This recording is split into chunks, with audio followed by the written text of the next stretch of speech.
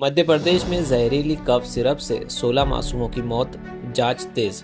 6 अक्टूबर की media report के अनुसार मध्य प्रदेश के छिंदवाड़ा और बैतूल जिले में बच्चों की मौत का कारण बना एक जहरीला कोल्ड ड्रिंक कफ सिरप। अब तक 16 मासूम बच्चों की मौत की पुष्टि हुई है। जांच में पाया गया कि इस सिरप में डाइथिलिन गाइक्लोप नामक जहरीला रसायन मौजूद था, जो बच्चों के गुर्दे फेल होने का कारण बना। राज्य सरकार ने पीड़ित परिवारों को मुआवजा देने और बीमार बच्चों के इलाज का पूरा खर्च उठाने की घोषणा की है। स्वास्थ्य विभाग ने सिरप निर्माता कंपनी पर गंभीर आपराधिक मामला दर्ज कर लिया है। साथ ही दोषियों के खिलाफ सख्त कार्रवाई की जा रही है।